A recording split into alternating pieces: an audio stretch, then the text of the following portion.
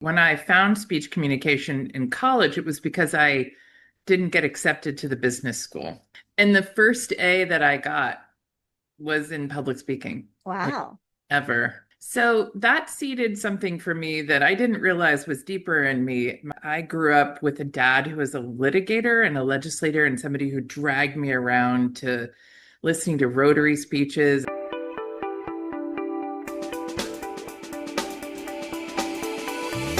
Buckle up for a new episode of the S.H.E podcast, the show where we have real and raw conversations to inspire and empower you to be seen and heard so you can create balance in everything you want in your life and business. I'm your host, Heidi Schock, and I'm excited to walk alongside of you on this journey of being seen, heard, and empowered.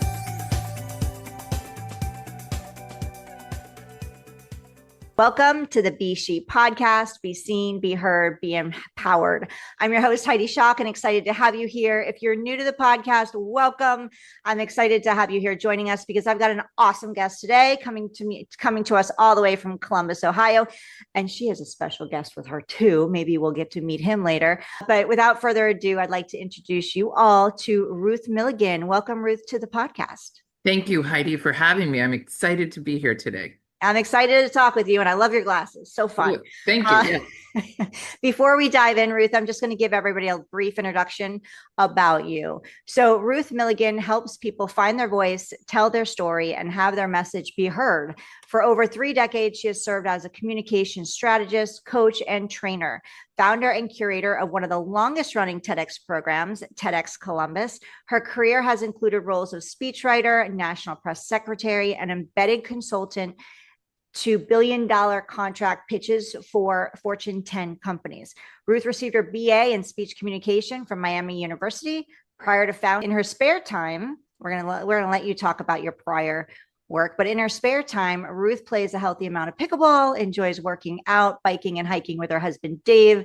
They have 2 college-age children, and I'm going to spill the beans on the special guest in the room with her, which is her dog, Bean.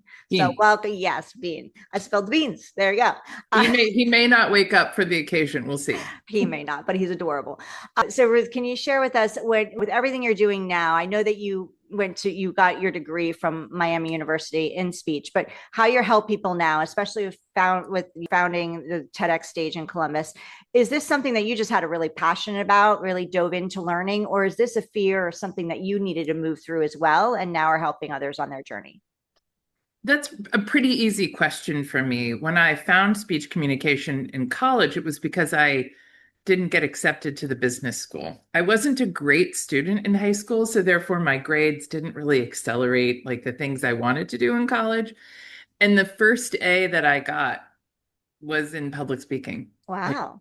ever. I never was I did other things. I was a tennis player, I was in student government, I liked being an organizer. So that seeded something for me that I didn't realize was deeper in me. I grew up with a dad who was a litigator and a legislator and somebody who dragged me around to listening to Rotary speeches and a bunch of other clubs he was involved in. He studied speech himself when he was a teenager in his early 20s, which I didn't really know. He was 45 when I was born. So when I look back on kind of how I came to this, I came to it sort of honestly. It wasn't something I was trying to overcome. It was just something that I really did enjoy. And I think I'm one of those 10% people who actually is working in the field they studied totally by accident. It was because I didn't get into business school. Now, having said that, I've been running a business for 23 years and still haven't taken a business class. I just know how to hire good people that know how to do all the things I never learned to do. So yeah, and I think that's a really good key point to take away too, is like you surround yourself with the people that know the things that we don't know, because many times as solopreneurs we can take on all the things because budget constraints, those types of things. But at the end of the day, when we're releasing those activities or those to-dos to someone who can do it faster and better than us, yes. It actually frees up our time to do the revenue generating activities that we need to be doing to actually grow our team. So I'm glad that you brought that up. We run on EOS, which is the Traction Entrepreneurial System. And the other day I got my my words tongue-tied. There's one of the tools which is called Delegate and Elevate, and I called it Delevating. And I thought, there we I love go. that. Like I'm delevating that away. I love that. I think that's fantastic. I'm going to have to In use that doing to in elevate. doing so, I get to do other things Yeah. when I delegate. So we're Yeah. delegating. Yeah, I love it so much. So what challenges did you have when you got your degree and now you with everything you do, you help people with their speaking. I'm intrigued that you started TEDx Columbus. So I'd love to learn more about that as well. But let's start with what challenge did you have any challenges or fears? Because it sounds like you just kind of fell into this, which is fantastic. But were there any fears as you were moving? You've been in business for what did you say, 20 something years now? 23 years now. Yeah. So I were guess there any fears that you had and challenges along the way? somebody asked me the other day if I'd ever taken out a loan, and the answer is no. And because I fell into this work having gotten fired from an agency 3 weeks before it closed. This was right after the dot-com bubble burst in Mhm. 2000, if you were around for that. And I went home and I took one client and a laptop and I was like, all right, I got to pay my bills. And I had just gotten engaged. So my whole mantra was pay your bills, plan your wedding, pay your bills, plan your wedding. And after 3 months, 4 months, 5 months, I got married, I paid my bills, and I looked back and I thought, oh, I did it. Like I paid my bills, I planned my wedding. Let's keep going. So the fear at first was, can I do this? But I think in doing it, as Amy Cuddy would say, fake it till you make it, I figured it out. And then I just kept going. I always lived on I had a few sort of central rules about starting my business. I'd pay my bills and I'd invoice on the 30th of the month without fail. Because I'd always heard people who don't invoice or don't collect or don't pay. And having cash then became queen, as I like to say, not king. And that then allowed me to do the next level and the next level. And then I hired people and we have a team of four now. We've kind of gone between five, six, and four. And it's a wonderful collection. We still live on cash. And I guess my greatest fear is just not being relevant Yeah. anymore. And I think that we still are, especially in the age of AI, which we're constantly being challenged, that we still need to speak and we still need to share ideas and get our messages across. So that would be the kind of current one. I'm happy to answer your question about TEDx, which was very informative. Mm. Um, to this journey. And I tell this very short story about 2009. I'm watching my first TED Talk online in bed with my husband on the laptop, and I hear this loud roaring noise. And I look over, and he's fast asleep, snoring, drooling, like has no interest in Elizabeth Gilbert's Eat, Love, Pray. Can't really blame him. He's a former Ohio State wrestler, not so much into the Elizabeth Gilbert genre of speaking. And that night, I poured through the website, the TED website for the first time. And I was like, what is this thing? And what am I watching? And I kept watching videos. And then I came across this tiny little blog post that had been posted the day before that said, hey, apply here if you want to do a TEDx event. We're starting this new license program. It's like a free franchise. Here's a few things you have to do to apply. And that night in bed in February of 2009, I was like, I am going to do the first TEDx in Columbus. And little did I know, on the stage at Ohio State at one of the theaters, my colleague Nancy and I hosted what was then the 35th TEDx in the world. Wow. There have since been, I think, might be pushing 50,000 events since then. And we said we were not going to decide if we're going to do it until we do it once. And we did it once, and it was so much fun. However, there were two or three speakers. I was like, boy, I wish I had better tools to help them. I just, like, as a storytelling coach, it wasn't a thing. I didn't know who to ask. I didn't have resources to pull on. I was just winging it the whole time. We had eight speakers. One of them was John Glenn, the astronaut, had the chair of the Art School of Architecture, and scientists from the big research organization. We were able to assemble a pretty awesome group of speakers, but I didn't feel like I did the best job that I could have. And so I spent the next year and I said, what can I do to help the next crop do better? And I didn't find anybody, Heidi.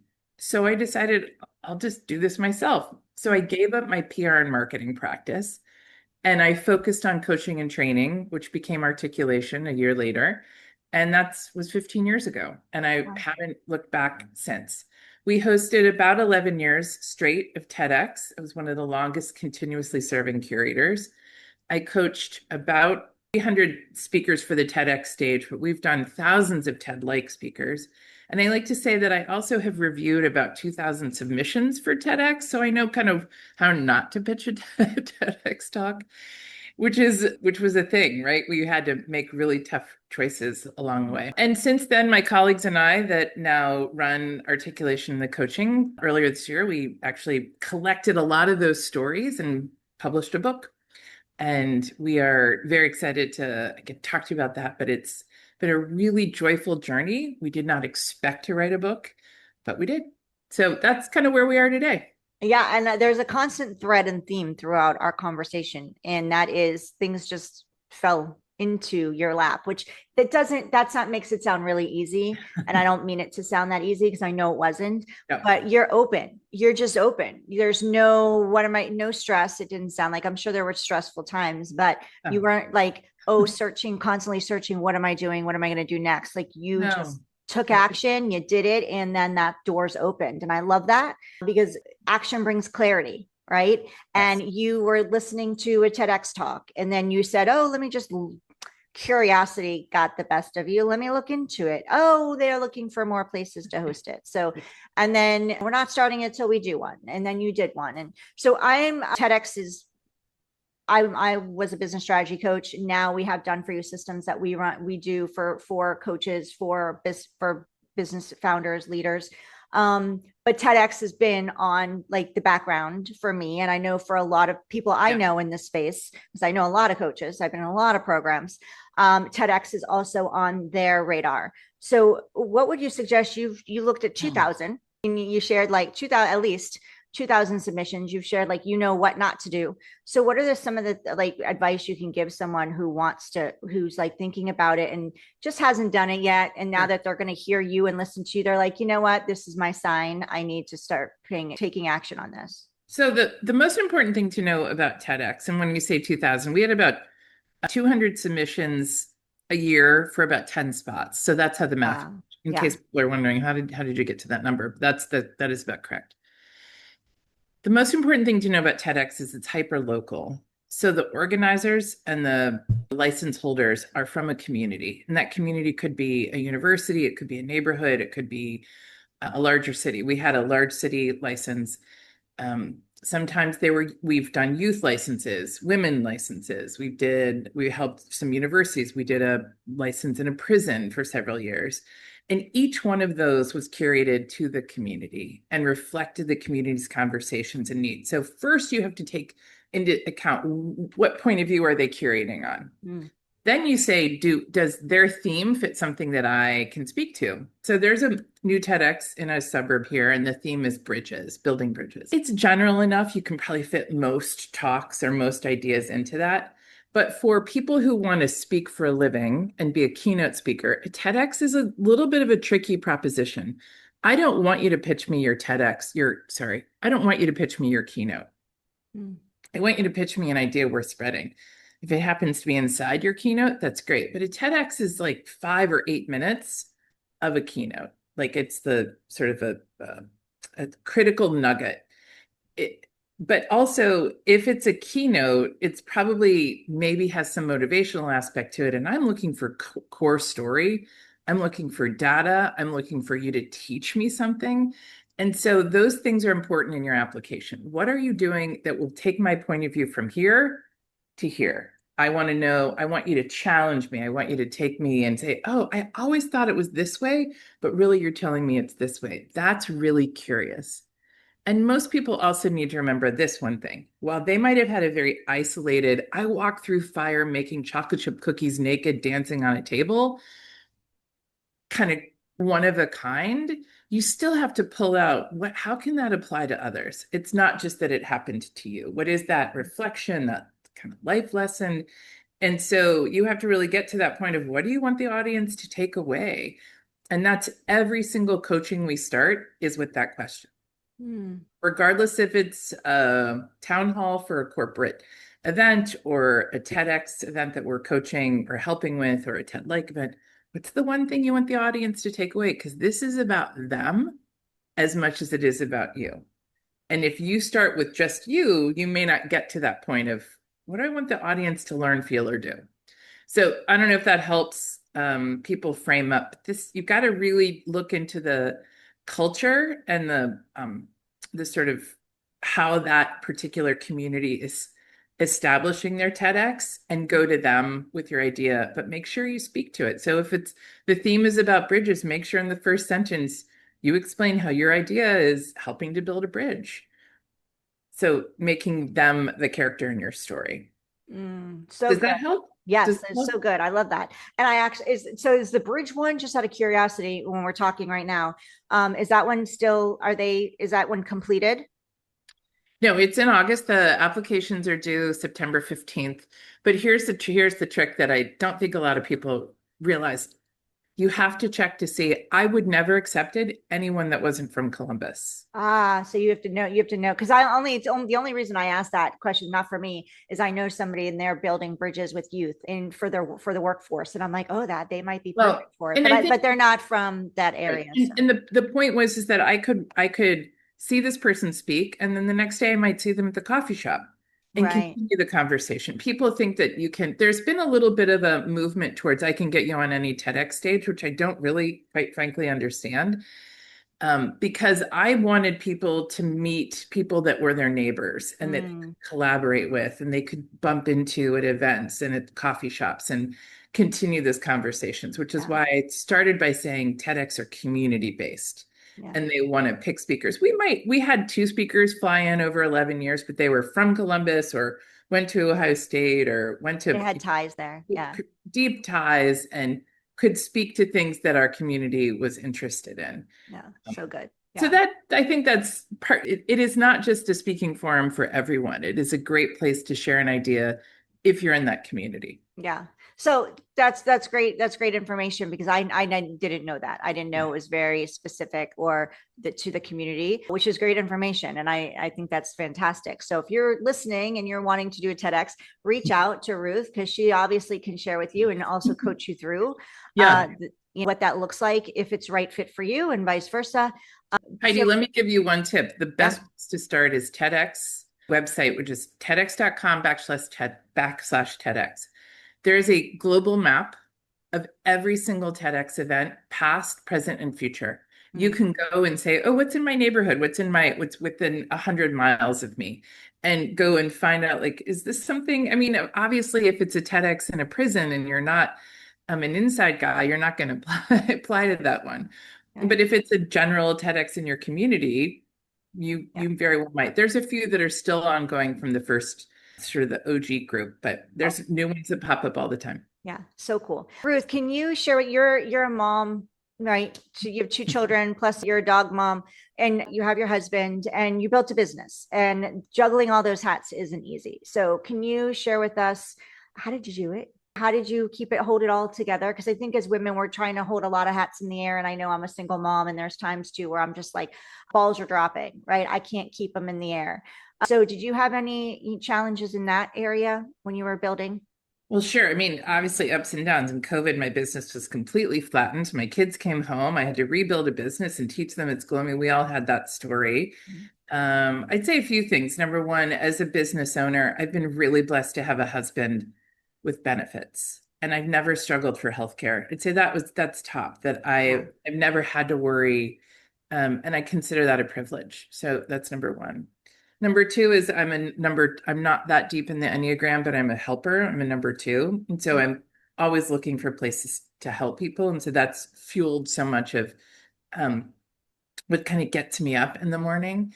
And number three is I have a lovely office above my garage. So I've always had a separate space to have my own sort of sacred place to work that's like up the stairs from my office, from my house. So I've never had to feel like I've been sort of struggling for focus or attention. And I would say those are three things. I have a high physical energy, so I wake up wanting to move and do things. And as long as people also realize my greatest superpower really is connections and not just people, but I am constantly one of those people that's making a this goes with this, goes with this. And I raised a son who's a chess player, so I guess he got that one strength from me. I don't play chess, but this is how he views the world. Mm. In like seeing how things play out and how they can connect. And those would be how I've done it. And I live in a place that's very livable and great schools. My family's here, so I've had pretty good support. I think creating an environment where my neighbors, if I'm out of town traveling like I was last week, I texted a neighbor on the way to Orlando, Florida for a keynote. Hey, can you let the dog out? Sure, no problem. You're creating a community of people that support each other. And that's another huge thing is that Yeah. we've got each other's backs here. And I live in the city of Columbus itself in a pretty urban area, walkable, but safe and loving people, educated, a lot of Ohio State professors and kind of smarty people around. Yeah. I see this in my daughter. I really do appreciate where I am at every moment. I don't have any regrets and I try to keep things in perspective. And Mm. that really helps you not worry or have over anxiousness about the future. If I know that I can do, I'll leave you with this mantra. One of my very first bosses, right out of college in 1990, was the governor of Ohio. He had just been elected, and I got a job in his office on day one. So crazy other world story. I just happened to be in the right place at the right time. And he had a mantra. His name was Voinovich. His mantra was do a good job with the one you have, and the future will take care of itself. Mm. So pay attention to what's in front of you, do the best job you can, and then look up. Mm. And I would also say every single door that's closed on me, when that door closes, I look up and I see another one open. Yeah. Didn't see that open before because I was focused on the one that was in front of me. So those are a few things that have, I think, gotten me through. And I am well aware of the privilege I have and the success my parents set up for me as well. I didn't have college debt. I had good education. I had great experiences. It was safe. We weren't wealthy, but we didn't struggle for anything either. So Mm. I know that those things are incredibly accretive as you think about your success as I am now in my almost mid to late 50s. Thank you for sharing all that. I think it's awesome. And I love that mantra, both of them. And especially when the door closes, look up. That's because I've done it personally. I've gone back through those doors. Sometimes we can keep going backwards through those doors Oh, and they're not getting us forward, right? They're not getting us to where we want to go. Those doors closed for a reason, whether you closed it or someone else closed it. And just the thing is just turn, I turn around and look up and forward. don't relitigate it. Yeah, don't Don't revisit it. relitigate it. Yeah, I love that. I love that. Someone So said that to me a few years ago, and I thought I'm gonna hold on to that one. Like, yeah, I don't need to relitigate everything that yeah. like why something happened. A good neighbor, friend, and colleague from Ohio State. His name is Angus Fletcher. He's a genius author. Actually, has a new book coming out this week. Has a mantra: don't ask why, because why is just a challenge of assumptions. I know that there's like the why do you do something? That's a different why. But the minute you really embrace that, like, if you don't ask why, there's a lot of freedom in that. Yeah. Yeah. Somebody told me it wasn't long ago, it was just months ago, where it was like the windshield is larger than the rear view mirror. Not good. Yeah. Like, And my other one, don't let people live rent free in your head. oh, so good. Yes. Love, Yes. love. Love that. Oh, so many good ones. This is gonna be awesome. I'm sure our listeners, I'm sure you've taken away something. So actually, if you're listening, if you're watching us on YouTube, Ruth and I, thank you. We're glad you're here. Hit that subscribe button because it lets us ping you when we have more amazing guests like Ruth on the S.H.E podcast. But also drop your comment below of what your biggest takeaway was. What is, or if you have a mantra that we didn't share here, what Yeah. is it? We would love to know because these were some gold that Ruth dropped and I'd love to learn more. So if you have any input or like to share, please do. And if you're listening to us on the podcast, please drop it in the review. Feel free to. We'll give you a shout out, and don't forget to hit those 5 stars because that allows us to reach more people. Ruth, I want to talk about your book. You're an author. Let's talk about that. What is the book and what inspired it? Yes, the motivated. It's called The Motivated Speaker. It's published by Wiley. What inspired it was a simple question. And as a coach's coach, you'll appreciate this. I met a woman who is a writing scholar, and she's a scholar in how to teach writing. Mm. And she wrote the threshold concepts, named the threshold concepts on learning to write, which are things, a threshold concept, Heidi, give me a one nerdy minute second. It's a Yeah. liminal space. It's something you have to like experience. It's recursive, it's transformative, it's messy, it's like this portal. And once you go through it, the rest of the learning takes place. But until you sort of push through it, like think about your kids. How old are your kids now? 14 and 16. So one of them is probably in pre-calculus, or maybe the 16-year-old is pushing into, there's some higher math in there. There's some threshold concepts about learning those higher level maths that like until they push through them, they won't get the rest of it. When we cook, we have to push through learning heat and temperature or ingredients. So she named them for writing, and I asked her, has anyone named those kind of moments for learning to speak? And she said, I don't think so. I've never seen them. And we went and did some research. So we asked her, can you help us name the threshold concepts for learning to speak? Because we want to be better coaches to our speakers. And so she took us under her wing for the better part of a year as a mentor. She is at my alma mater, Miami University. She runs the Howell Writing Center for Excellence. And we came up with these six, and we thought, this is great. We blogged about them, we shared them with clients, and they are the six things you have to learn in order to be a great communicator or experience. And they help you in reflection. If something went wrong as a speaker, you can actually point, you didn't do one of the six. So it's one of those like, oh yeah, I forgot to do that.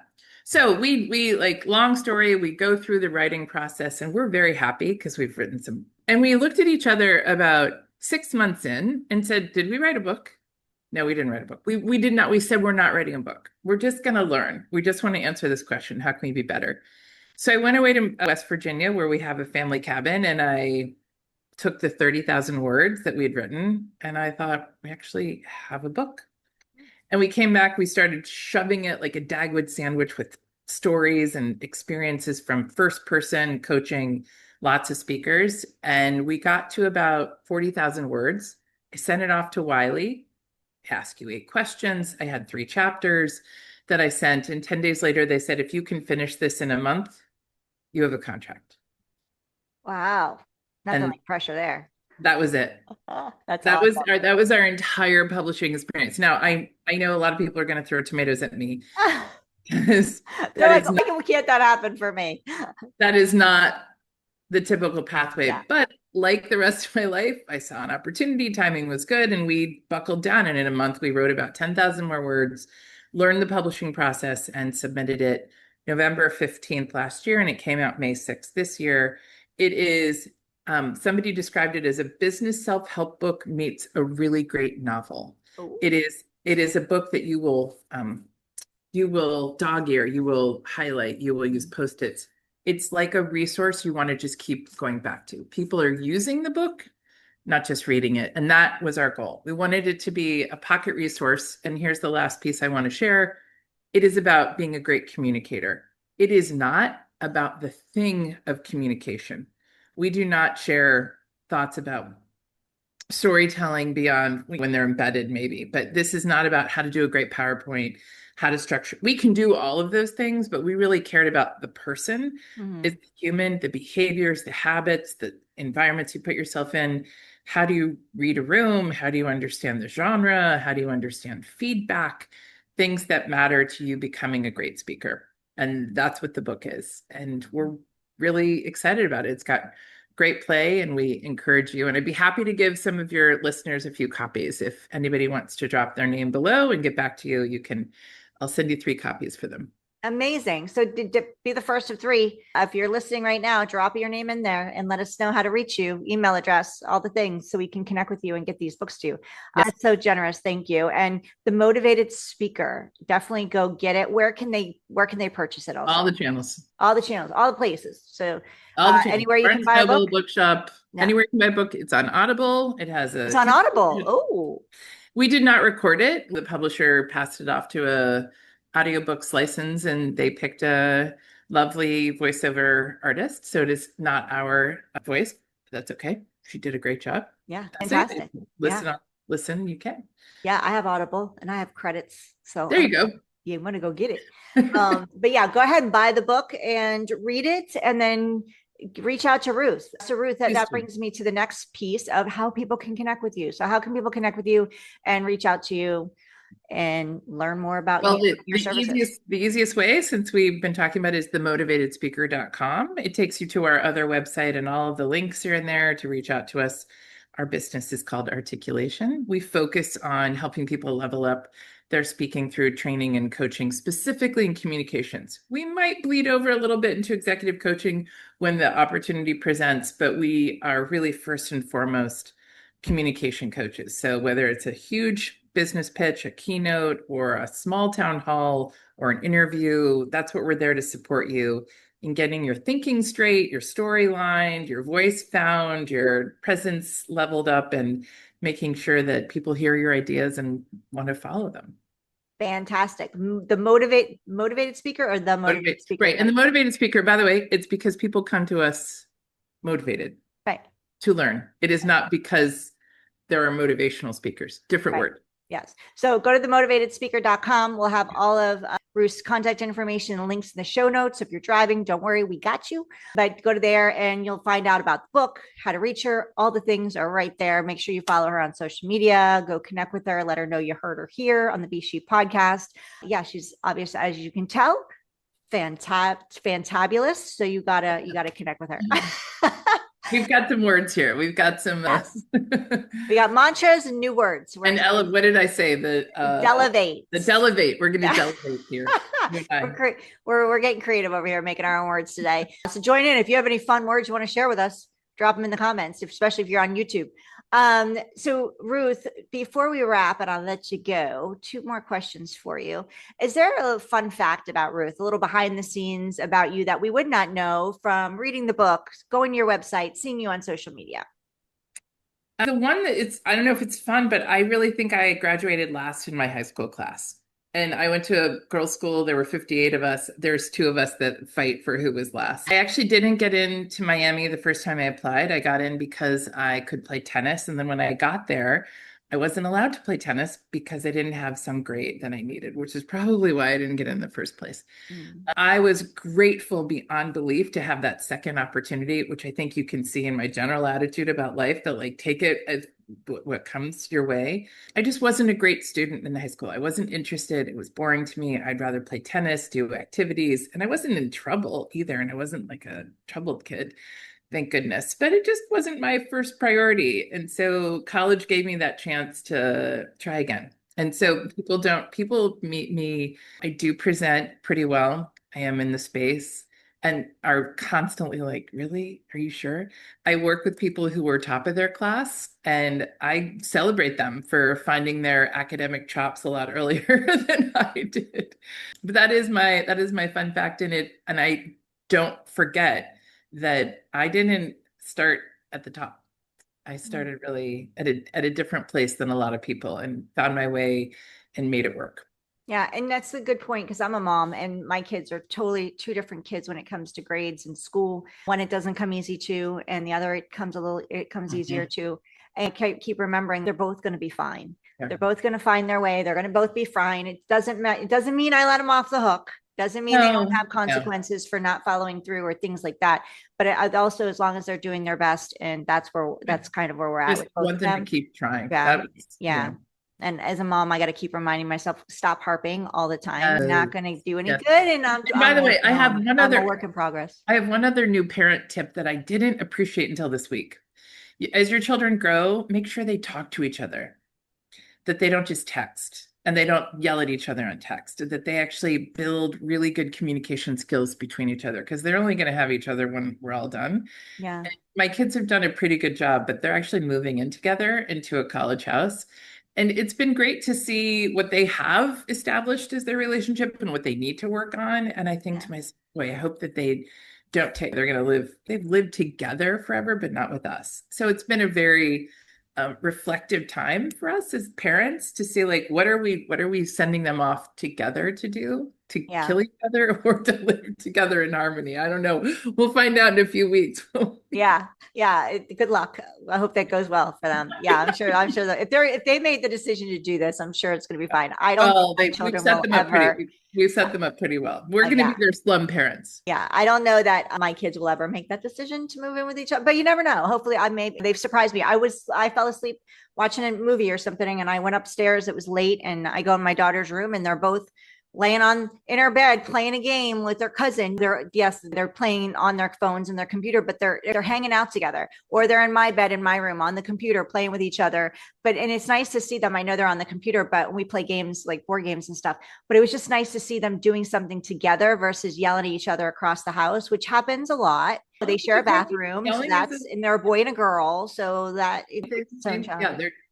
yeah, we'll see. I mean, they are 19 and 21. They're a little older, so we'll see. Yeah, yeah. Mine still have some way to go, but they do. They when they we go bowl when they're bowling or something, they cheer each other on. They play together, so it's nice. So I agree with you. I think it's important in today's digital world with technology that they do have that they talk to each other, and they're not always because literally my kids will text me. I'm like, you're upstairs, or call me. I'm like, you're upstairs. Come downstairs. And But even like even moments of like really knowing each other's lived experiences, yeah, sometimes they're just like they're in their own selfish world and they had no idea their sibling went through something. yeah, And like I didn't know that you went, and it was like, really? Like you were, and so yeah. Good sharing point. is important, and Yeah. building some empathy right there. I didn't appreciate how much they missed in each other. I mean, one went away for a little while and came back, and but it's Yeah, shocking. yeah. Yeah, well, yeah, that's great advice. Thank you. So, my last question before I let you go, Ruth, is if you could have lunch with anyone, whether they're alive or deceased, who would it be and why?